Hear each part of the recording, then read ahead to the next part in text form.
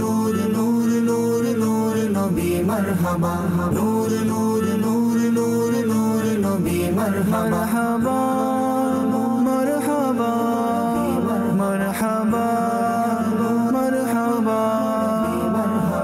अल्हम्दुलिल्लाहि रब्बिल आलमीन वस्सलातु वस्सलामु अला सय्यिदिल अंबिया'i वल मुरसलीन अम्मा बाद फ़अऊज़ु बिल्लाहि मिनश शैतानिर रजीम बिस्मिल्लाहिर रहमानिर रहीम अस्सलातु वस्सलामु अलैका या रसूलल्लाह व अला आलिका व अस्हाबिका या हबीबल्लाह अस्सलातु वस्सलामु अलैका या नबियल्लाह व अला आलिका व अस्हाबिका या नूरल्लाह।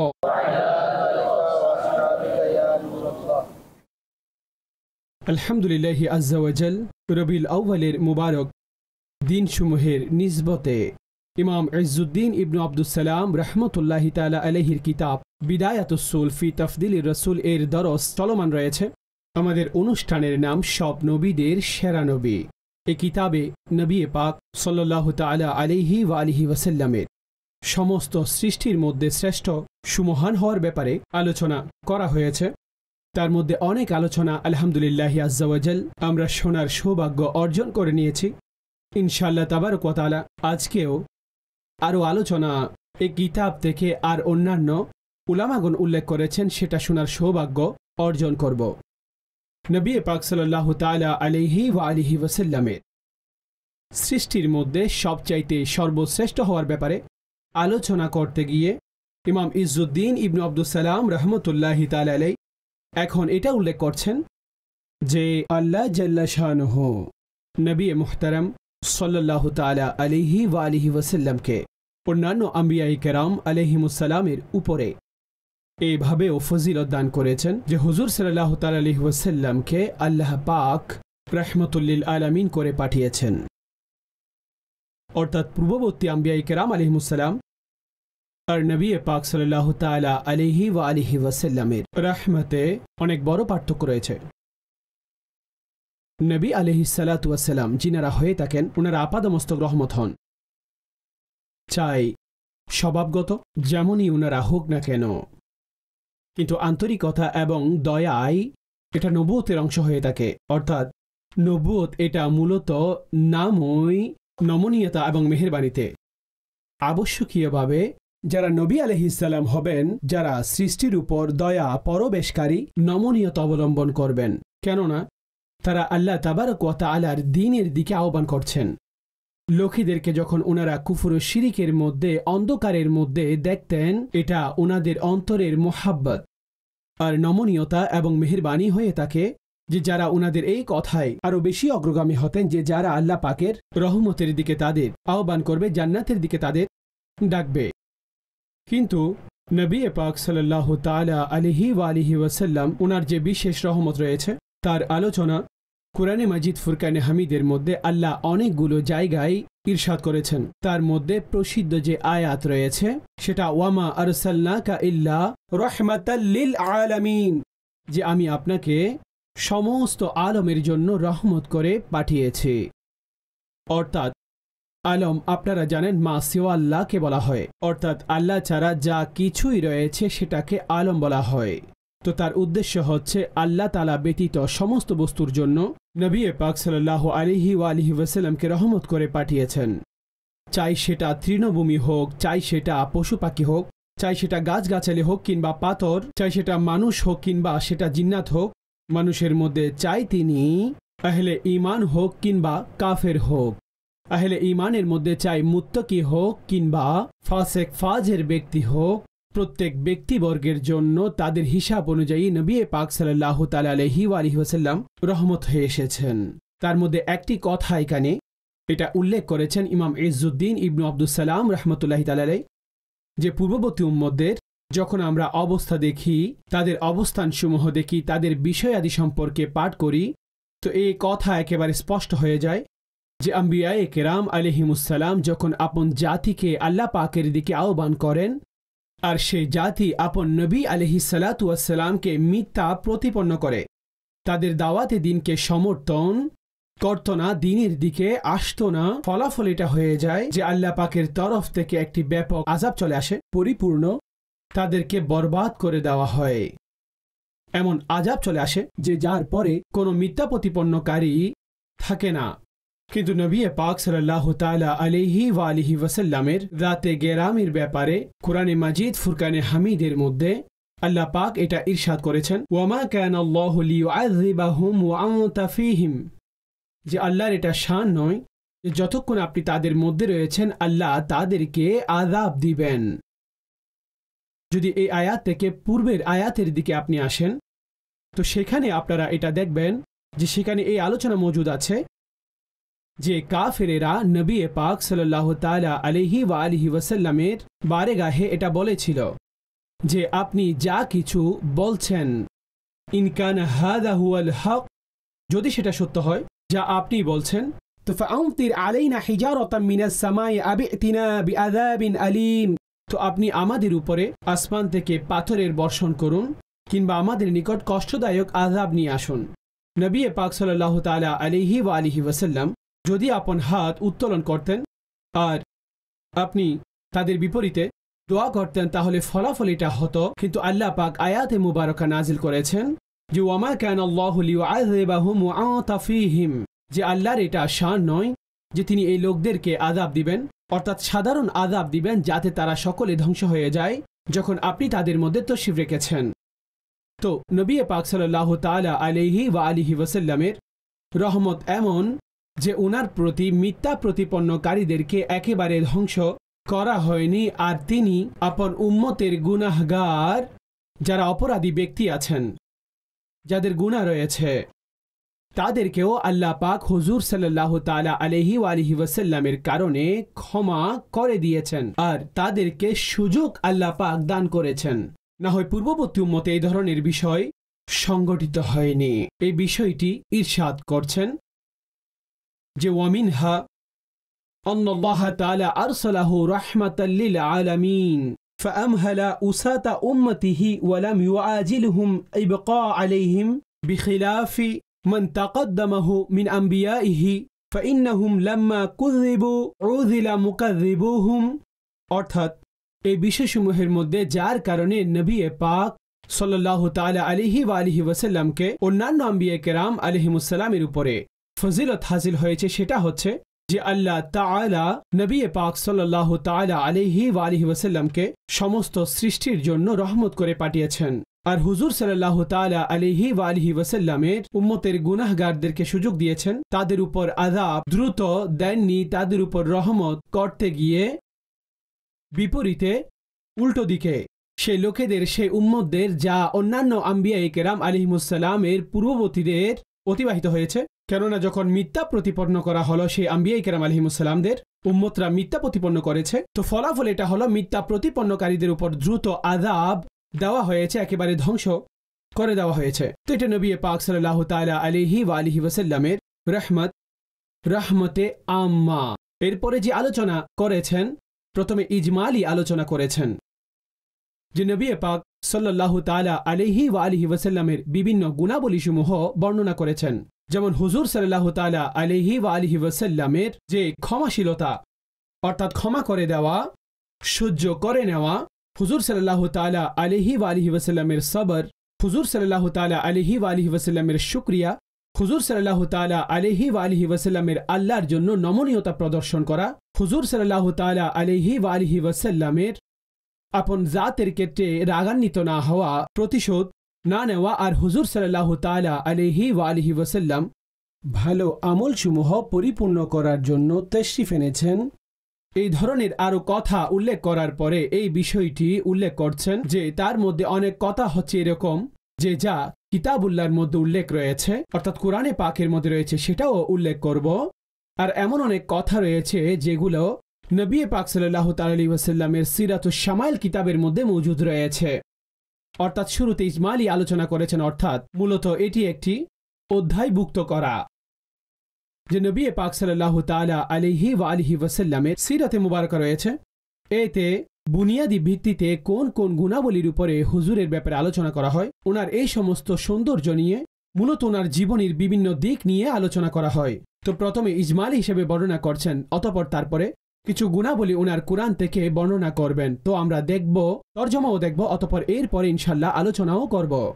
ইরশাদ করেন, ওয়া আম্মা আখলাকুহু সাল্লাল্লাহু আলাইহি ওয়াসাল্লাম ফি হিলমিহি ওয়া আফবিহি ওয়া সাফহিহি ওয়া সাবরিহি ওয়া শুকরিহি ওয়া লিনিহি ফিল্লাহি তাআলা ওয়া আন্নাহু লাম ইয়াকদাব লিনাফসিহি ওয়া আন্নাহু জাআ বিইতমামি মাকারিমি আখলাকি, অর্থাৎ হুজুর সাল্লাল্লাহু তাআলা আলাইহি ওয়া আলিহি ওয়াসাল্লামের চরিত্র যেটা উনার সহ্য করা সংক্রান্ত, মাফ করে দেওয়ার বিষয়ে রয়েছে, ক্ষমা করে দেওয়ার বিষয়ে রয়েছে, সবর করার বিষয়ে রয়েছে, শুকর করার বিষয়ে রয়েছে, হুজুর সাল্লাল্লাহু আলাইহি ওয়াসাল্লামের আল্লাহর জন্য নমনীয়তা প্রদর্শনের বিষয়ে রয়েছে। আর হুজুর সাল্লাল্লাহু আলাইহি ওয়াসাল্লাম আপন জাতের জন্য কখনো প্রতিশোধ নেননি, গজব দেননি, রাগান্বিত হননি।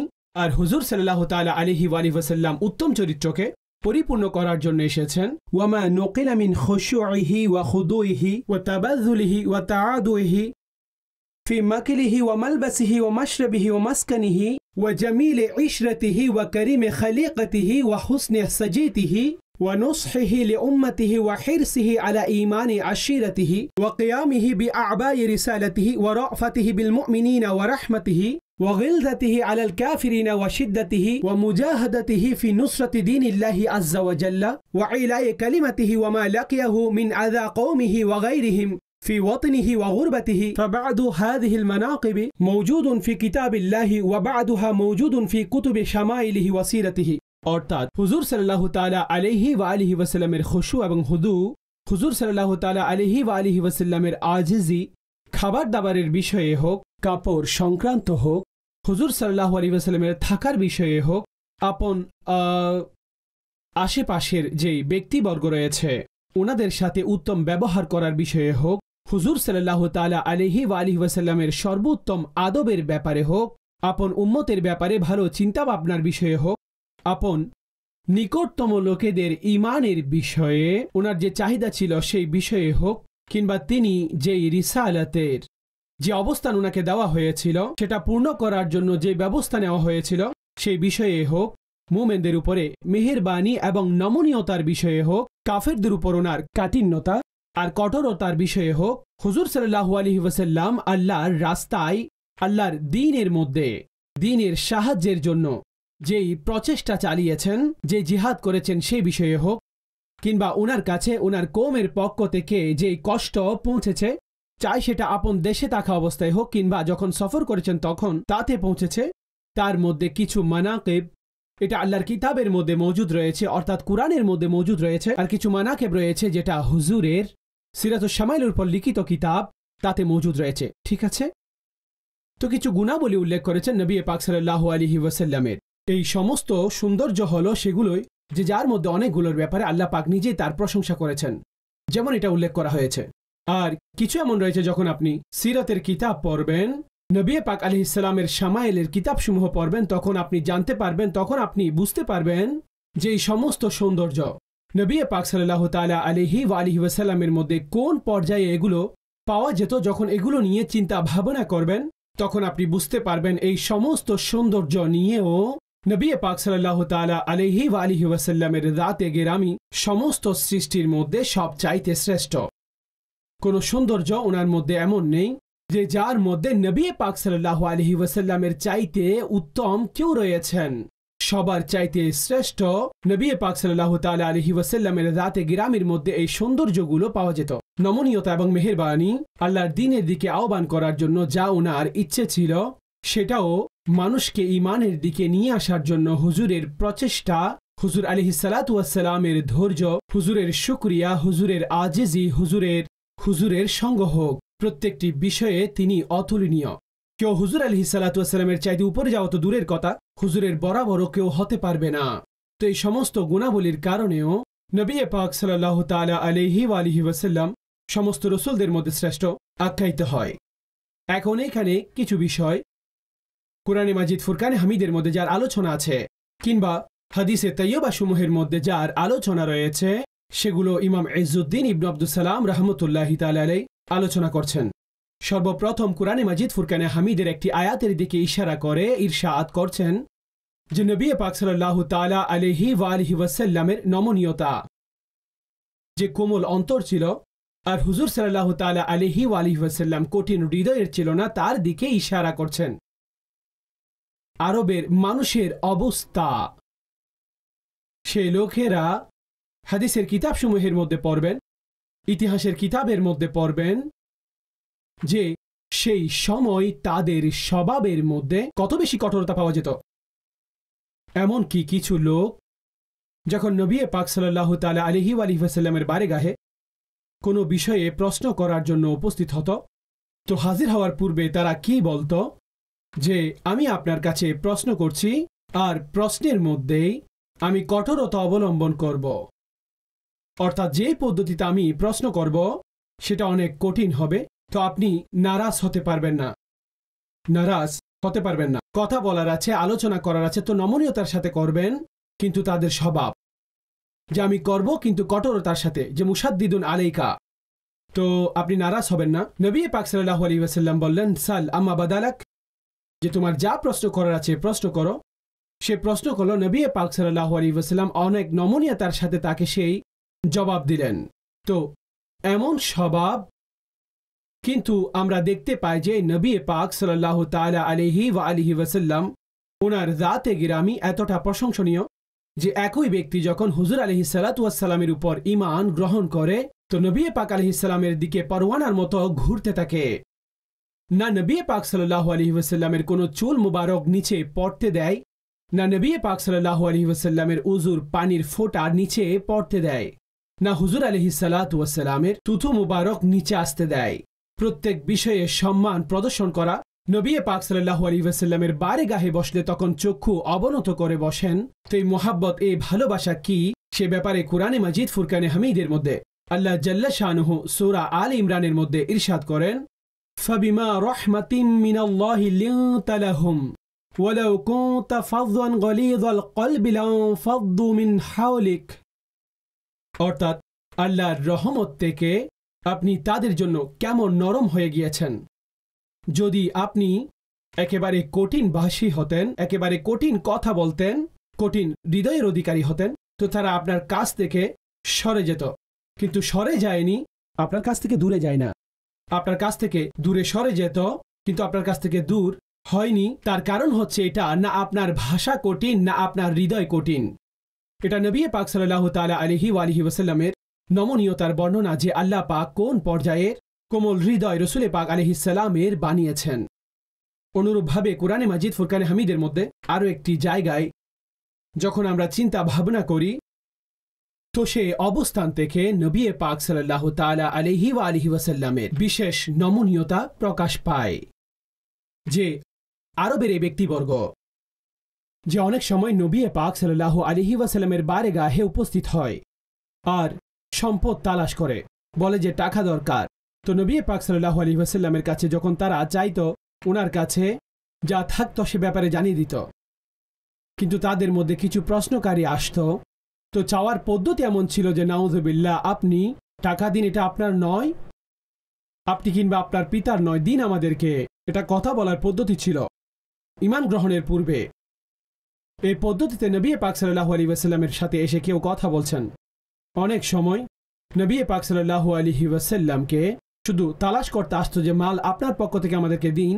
তো এতটা জোর দিল, ধাক্কা দিল যে হুজুরকে দেওয়ালের সাথে লাগিয়ে দিল।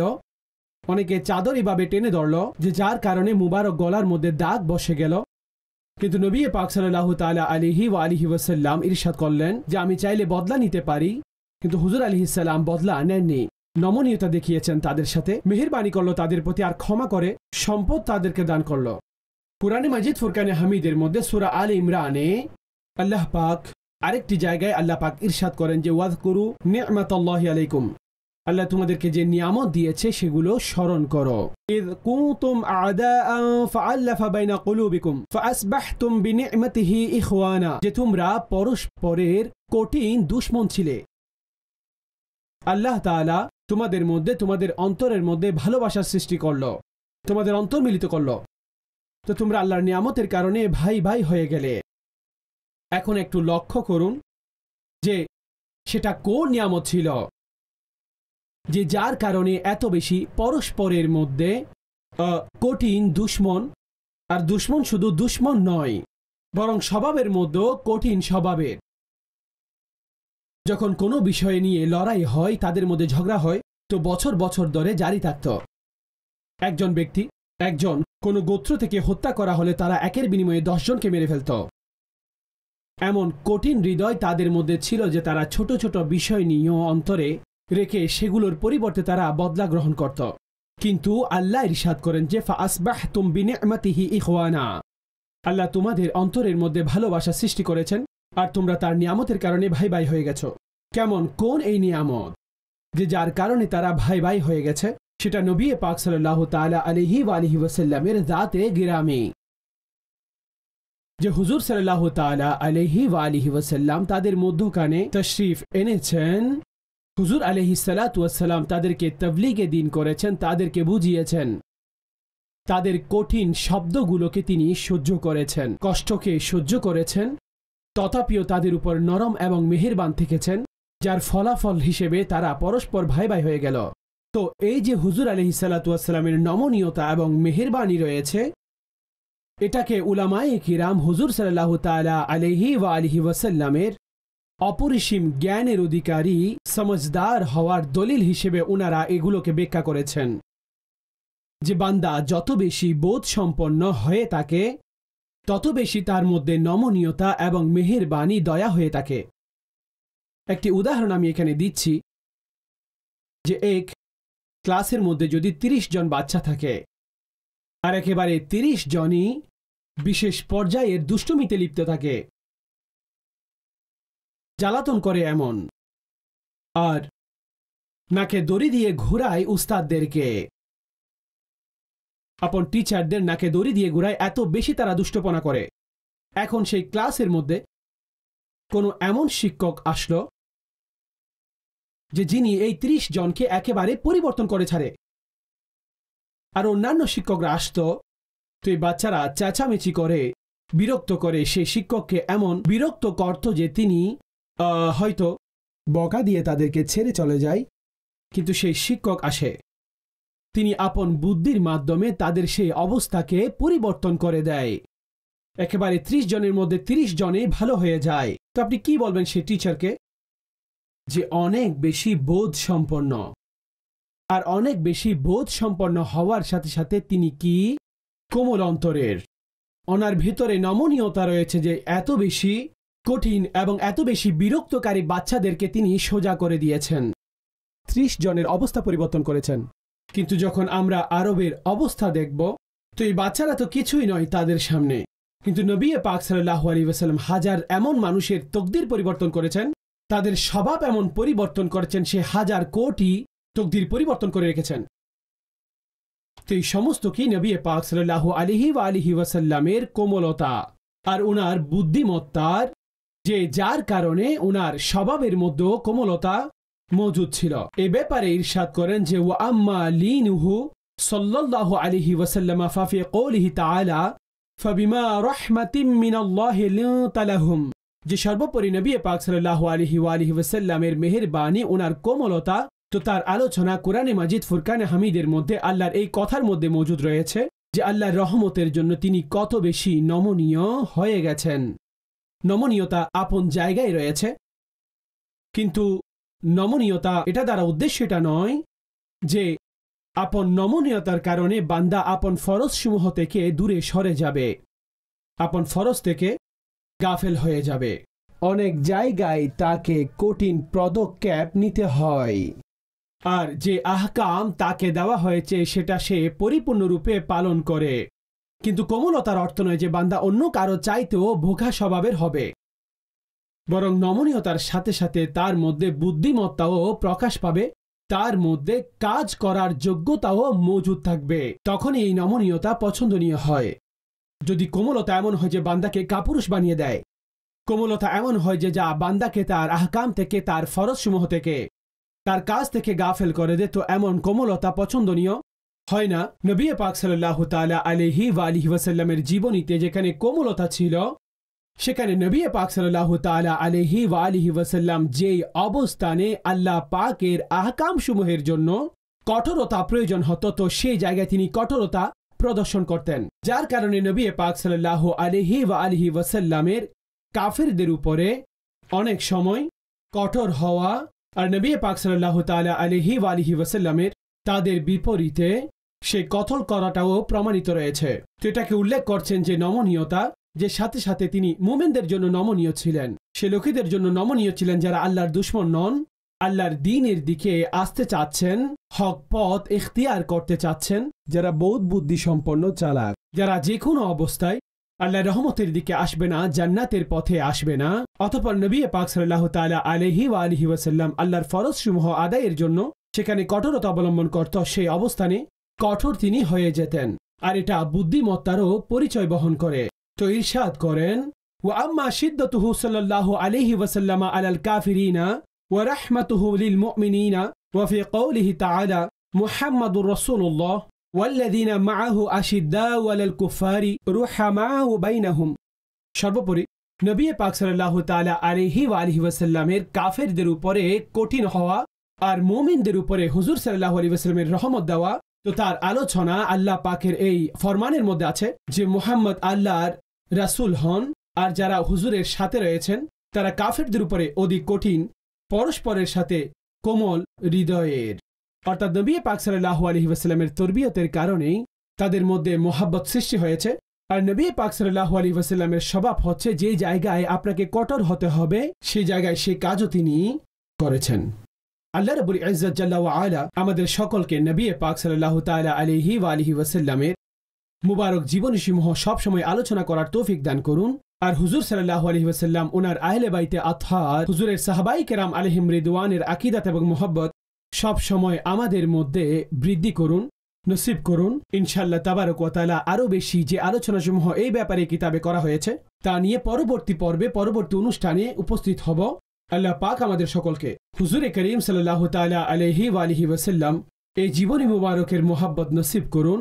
আমিন বিজাহিন নবীল আমিন সাল্লাল্লাহু তাআলা আলাইহি ওয়া আলিহি ওয়াসাল্লাম। নূর নূর নূর নূর নূর নবী মারহাবা, নূর নূর নূর নূর নূর নবী মারহাবা।